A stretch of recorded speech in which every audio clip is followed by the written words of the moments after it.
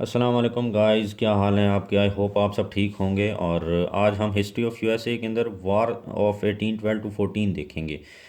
ये 2 इयर्स वार जो थी, इसका बैकग्राउंड क्या था, काजेज़ ऑफ वार क्या थे, और फिर वार ख़त्म क्यों हुई, वाई वार एंडेड, वार ख़त्म क्यों हुई, फिर इसकी जब ये एंड हुई तो इसकी ट्रीटी क्या हुई, और फिर एट द एंड हम देख लेंगे कि what were the impacts of this वार, इस वार के इम्पैक्ट्स क्या पड़े।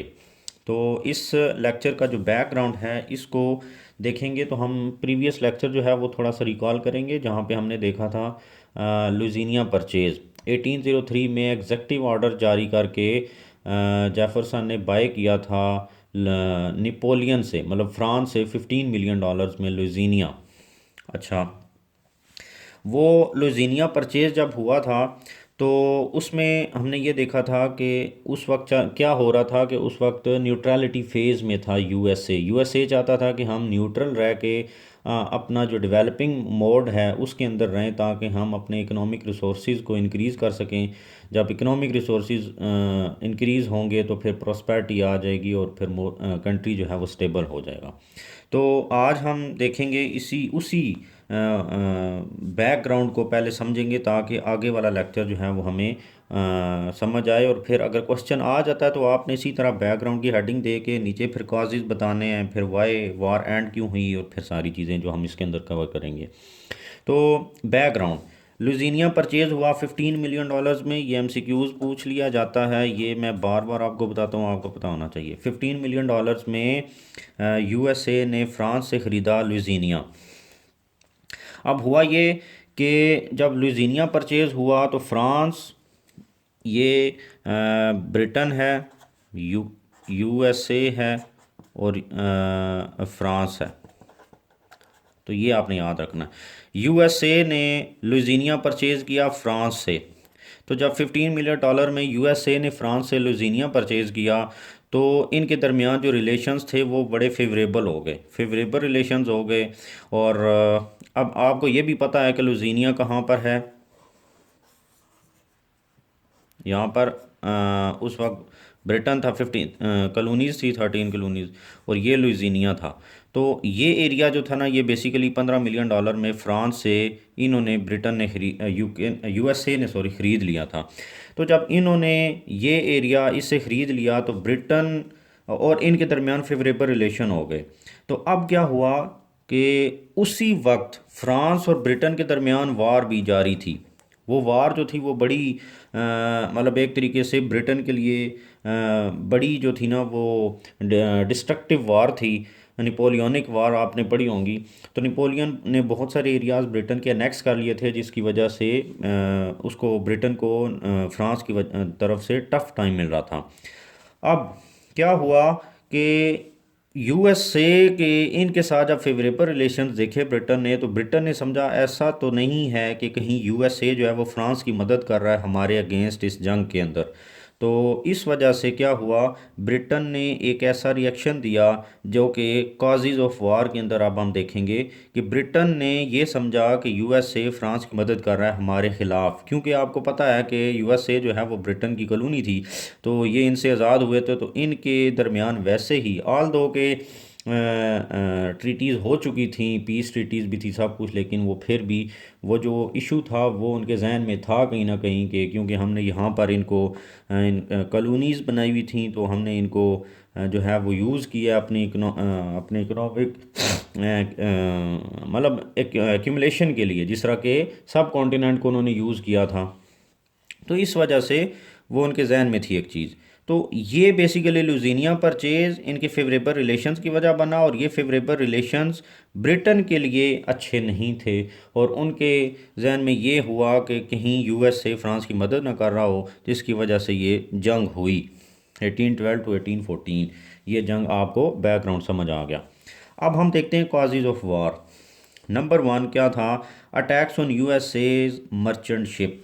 जब ये चीज़ ब्रिटेन के जहन में आ गई ना कि ये दोनों कहीं एक दूसरे के दोस्त बन गए हुए हैं और ये दोनों एक दूसरे की मदद कर रहे हैं इस जंग के अंदर, तो मतलब ब्रिटेन, यूएसए जो है वो फ्रांस की मदद कर ब्रिटेन के अगेंस्ट। अब होता क्या था कि यूएसए के जो मर्चेंट शिप्स थे वो यहाँ से जाते थे यूरोप, मतलब ज़ाहिर है इंपोर्ट एक्सपोर्ट करने के लिए। तो होता क्या था कि यूएसए जो था ना उसके शिप्स के ऊपर ब्रिटेन अटैक कर देता था। जब ब्रिटेन इसके शिप्स के ऊपर अटैक करता था तो ज़ाहिर है इसके लिए नुकसान था, इंसल्ट भी थी। तो ये बात जो थी ये मतलब एक्सेप्टेबल नहीं थी यूएसए के लिए कि बीइंग अ सॉवरन कंट्री उसके मर्चेंट शिप्स के ऊपर कोई अटैक करे और वो चुप बैठा रहे। तो ये बड़ी एक गलत बात थी और ये काजेज ऑफ वार के अंदर एक काज बन गया, एक रीज़न बन गई इस वार के लिए। Number two, USA's expansion in Louisiana. अब जब लुइसिनिया परचेज हो गया फ्रांस से, ब्रिटेन वो सॉरी फ्रांस से यूएसए ने परचेज कर लिया लुइसिनिया। तो अब क्या हुआ, लुइसिनिया के अंदर इन्होंने एक्सपेंशन शुरू कर दी। ज़ाहिर है पहले तो यहाँ तक कन्फाइंड थे ना, अब यहाँ से इन्होंने इस तरफ लोगों को भेजना शुरू कर दिया, वहाँ पर इंफ्रास्ट्रक्चर शुरू हो गया और सब कुछ काम शुरू हो गया और लोग इस तरफ जाना शुरू हो गए। अब जब लोग यहाँ से इधर आना शुरू हो गए ना, तो ये चीज़ तो चल रही थी पहले की जो जंग मैंने आपको बताई। तो ब्रिटेन ने क्या किया, ऊपर जो करंट कनाडा है ना, मौजूदा कनाडा, वो उस वक्त कॉलोनी थी किसकी, ब्रिटेन की, ये जो एरिया है। तो ब्रिटेन ने क्या किया, इस साइड से इनको तंग करना शुरू कर दिया, इनकी जो एक्सपेंशन थी ना उसको रोका। तो ये बात जो थी टेरिटोरियल इंसल्ट कंसीडर की किसने, यूएसए ने, कि ब्रिटेन जो है वो क्यों हमारी बाउंड्री के अंदर आ रहा है और वो तंग कर रहा है, हालांकि हम एक सॉवरन कंट्री हैं। तो रेड इंडियन जो यहाँ पर मौजूद थे ना, मतलब ये जो लोग जिन्होंने आके अमेरिका बनाया, मतलब सारे के सारे आए तो यूरोप से थे ना, उनसे पहले जो मौजूद थे ना लोग, उनको रेड इंडियंस कहते हैं। तो उन रेड इंडियंस को मिला के अपने साथ मिला लिया और इनकी यूएसए की जो लुइसिनिया की तरफ एक्सपेंशन थी उसको रोकने की कोशिश की। तो ये एक और वजह बनी इस जंग की, ये सेकंड रीज़न थी। नंबर थ्री, वार हॉक्स। वार हॉक्स क्या हैं कि कुछ लोग थे यूएसए के अंदर जो चाहते थे कि ये जो जो कुछ ब्रिटेन कर रहा है ये ना करे, मतलब उनके शिप्स के ऊपर अटैक, उनकी इधर बाउंड्री के अंदर उनकी टेरिटोरियल इंसल्ट जो थी ये उनको बर्दाश्त नहीं थी। तो दो लोग थे, एंड्रू जैक्सन और हेनरी क्ले, ये लीडर्स थे। इन्होंने पब्लिक को, मैसेज को कन्विंस करना शुरू कर दिया कि we should fight war against Britain. ठीक है, तो ये बेसिकली इन लोगों का जो है वो लोगों को कन्विंस करना कि हम अगेंस्ट ब्रिटेन एक जंग लड़ें। तो ये भी एक रीज़न थी जिसकी वजह से लोग इस बात के लिए रेडी हो गए कि हम लड़ेंगे जंग। अब ये कुछ काजेज़ आए, बैकग्राउंड भी हमने देखा। अब जंग हो गई, उससे क्या हुआ, कुछ एरिया जो हैं वो ब्रिटेन के कनाडा के अंदर यूएसए ने नेक्स कर लिए, कुछ इनका नुकसान हुआ, जंग हो गई। अब जब जंग ख़त्म हुई तो उसकी वजूहात क्या थी, जंग स्टार्ट हुई तो फिर ख़त्म क्यों हुई। ख़त्म होने की वजह, एक बड़ी वजह ये थी कि अमेरिका के अंदर क्या था, anti federalist regime in USA. USA के अंदर एंटी फेडरलिस्ट रिजीम चल रही थी। वो एंटी फेडरलिस्ट रिजीम जो थी ना, वो बेसिकली रीज़न बनी इसकी यूएसए की कि उसने इसको मतलब मजबूर किया कह लें, या रेडी कर लिया अमेरिकन लीडरशिप को कि वो जंग रोकने के लिए तैयार हो गए। उसकी वजह क्या थी कि आपको पता होगा कि फेडरलिस्ट रिजीम और एंटी फेडरलिस्ट रिजीम का भी मसला था। फेडरलिस्ट रिजीम वाले कौन थे, नॉर्दर्न, जब कोई नॉर्दर्न स्टेट से नॉर्दर्न अमेरिका से कोई प्रेसिडेंट आता था तो वो फेडरलिस्ट रिजीम होती थी, और जब सदर्न से आता था तो वो एंटी फेडरलिस्ट रिजीम होती थी। तो एंटी फेडरलिस्ट रिजीम का क्या मतलब है कि वो चाहते थे कि सेंट्रल जो गवर्नमेंट है वो वीक हो, वो स्टेट्स जो है ना उनको ज़्यादा अटोनमी हो, वो अपने मामलात खुद सेट करें। तो मतलब जो सेंट्रल असम्बली है या वो इतनी ज़्यादा ना हो, टैक्स ना लगाए, वो लोगों को फोर्स ना करें इन सारी चीज़ों के लिए, क्योंकि वो नहीं चाहते थे कि ब्रिटेन की तरह एक सेंट्रल, जिस तरह ब्रिटेन ने उनको अब्यूज़ किया तो इसी तरह एक हम अगर आज़ाद भी हो गए हैं तो एक ऐसा मुल्क बना लें जो फिर सारी स्टेट्स को दोबारा उसी तरह अब्यूज़ करे। तो उसने क्या किया, एंटी फेडरलिस्ट रजीम जब जेफरसन आया तो उसने क्या 15,000 की आर्मी को रिड्यूस करके 3,000 तक वो कर दिया उसने। और वो किस लिए किया कि ऐसा ना हो कि ये सेंट्रल आर्मी जो है वो यूज़ की जाए अगेंस्ट स्टेट्स और उनसे टैक्स वसूली की जाए और उनको अब्यूज़ किया जाए। तो उसने इसके लिए जो पब्लिक की डिज़ायर थी, साउथ के जो लोग थे उनकी डिज़ायर के ऊपर आर्मी को रिड्यूस करके 3,000 की आर्मी कर दी। अच्छा, जब 3,000 की आर्मी है और मुल्क जो है वो जंग की हालत में है, तो आपको पता होगा कि फिर उसके लिए कितना बड़ा थ्रेट है। 3,000 की आर्मी, एक बड़ी पावर जो उस वक्त की ब्रिटेन एक बड़ी पावर थी, उसके साथ जंग कैसे लड़ती। तो ये एक बड़ी वजह बनी कि जंग को ख़त्म किया जाए, क्योंकि डिफेंस बड़ा वीक था और फिर कंट्री जो था वो डेवलपिंग फेज़ के अंदर था, वो नहीं चाहते थे कि वो जंग हो। ये तो ब्रिटेन यूएसए की हालत थी। नंबर टू, ब्रिटेन ब्रिटेन जो था वो ऑलरेडी इंडल्ज था वार के अंदर, और वो नेपोलियनिक वार फाइट कर रहा था, और बहुत सारे एरियाज़ उसके फ्रांस ने ऑलरेडी एनेक्स कर लिए हुए थे जंग की वजह से। मैंने आपको पहले बताया कि जब 1812 से 14 की वार हुई, तो दूसरी तरफ यूरोप के अंदर नेपोलियनिक वार थी। फ्रांस जो था वो बहुत सारे एरियाज़ एनेक्स कर चुका था ब्रिटेन के। अब क्या हुआ, ब्रिटेन नहीं चाहता था कि वो दोनों तरफ जंग लड़ के अपना फोकस जो है वो डिवाइड कर दे।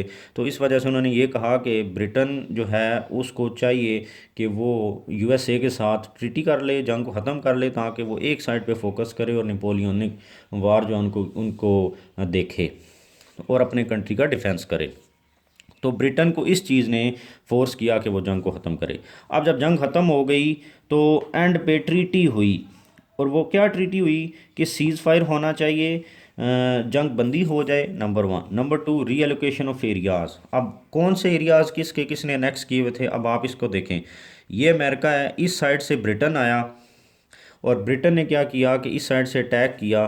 तो इसका जो वाशिंगटन डीसी था, पार्लियामेंट था, उन सब को इन्होंने अनेक्स कर लिया। ब्रिटेन ने यूके के यूएसए के पार्लियामेंट और वाशिंगटन डीसी को। और अब ये जो कनाडा था, ये कॉलोनी थी किसकी, ब्रिटेन की। तो इन्होंने यहाँ पर डिफेंस करने के बजाय यूएसए ने इधर इनके जो यूएसए के जो सॉरी ब्रिटेन की कॉलोनी थी, इसके ऊपर अटैक किया और इसके बहुत सारे एरियाज़ अनेक्स कर लिए। तो अब हुआ ये कि ये एरियाज़, इनके एरिया ब्रिटेन के एरियाज़ इसने अनेक्स कर लिए यूएसए ने, और यूएसए के एरियाज़ ब्रिटेन ने अनेक्स कर लिए। तो ये जब जंग ख़त्म हुई तो इन्होंने इनके एरियाज़ वापस कर दिए और इन्होंने इनके एरियाज़ वापस कर दिए, री एलोकेशन ऑफ एरियाज़ हो गई।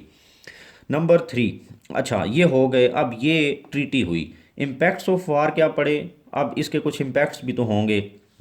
वो क्या थे, नंबर वन, बॉर्डर सिक्योरिटी। जब ट्रीटी हो गई, सीज़ फायर हुआ, रीएलोकेशन ऑफ एरियाज हुए, तो लुजीनिया का जो बॉर्डर था वो सिक्योर हो गया। यूएसए ने यहाँ पर सिक्योरिटी बढ़ा दी और इनकी इंटरवेंशन को ख़त्म कर दिया।